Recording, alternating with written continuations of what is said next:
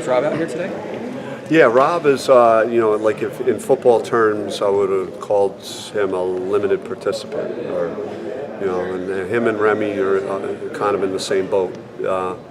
Limited participants, monitoring their reps, questionable at best, and hopeful that they'll play. So, it's early, it's Wednesday, and there's a lot of hoops they have to jump through, in the next 48 hours. Same with Mickey?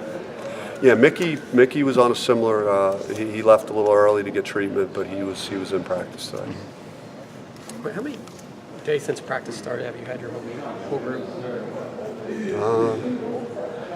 I don't think any. Mick wasn't initially in when other guys were, and so never. So. What this challenge that comes up on Friday, just from what you've seen of Nevada so far?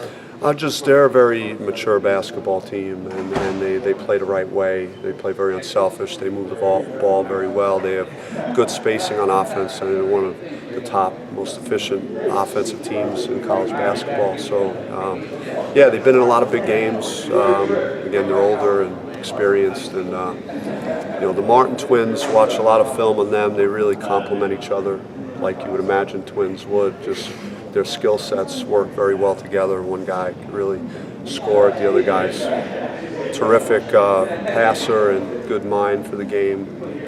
And Caroline is a guy that coaches would like to pay a lot of attention to when they're getting ready to play a team like Nevada, because of just the way he impacts their team and toughness he plays with. And a very good team. You mentioned their offensive efficiency. What does that mean for you guys defensively in this game? What do you guys have to do to win this one? I mean, it's a test. It's a big time challenge for us. It's going to test our transition defense, test our ability to take care of the ball and to take good shots. Teams like Nevada, if you play a stretch of 3 or 4 bad minutes, kind of similar to my team last year, they really make you pay for a few bad minutes. They could really put points on the board pretty quick. Last year in the Kansas Xavier games, you guys really rode like 3-point shooting a lot. Are you need to do something similar on Friday to hang in, or can you, like with this new formula you guys using, that work too? I mean, I just think we're a balanced team, and we have a lot of ways that we can attack, and that's the strength is in our diversity of our roster and the ways we can score. And as we get healthier, I think that's only going to get better.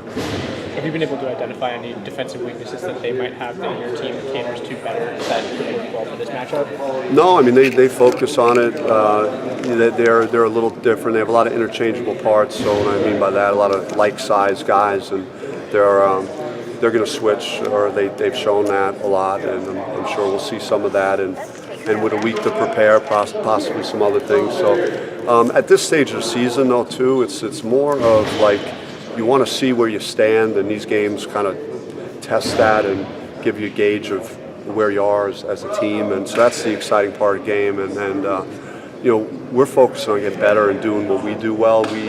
We're watching Nevada. We're trying to game plan, but we're also trying to be at our best and to do what we do well.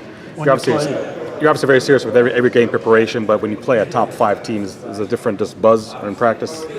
Like I touched on last week, it's just easier to motivate and practice well. I mean, we've practiced really hard the last couple of days, and you could sense that there's an edginess to the team, that the guys understand it's a high-profile game, and I guess there's only 11 teams left that are undefeated, and one of those teams won't be on Friday night. So just a lot to play for. It's a great trip. We're going to LA, and it's a major market, and it's in obviously Staples Center. So it's a fun game to play. Speaking about this being an important game and fun to play a top-ranked team, tell the fans what Remy means to your group when he's out there. Yeah, I mean, just Remy in practice today just elevated the whole workout. He's just really vocal. He's got crazy energy.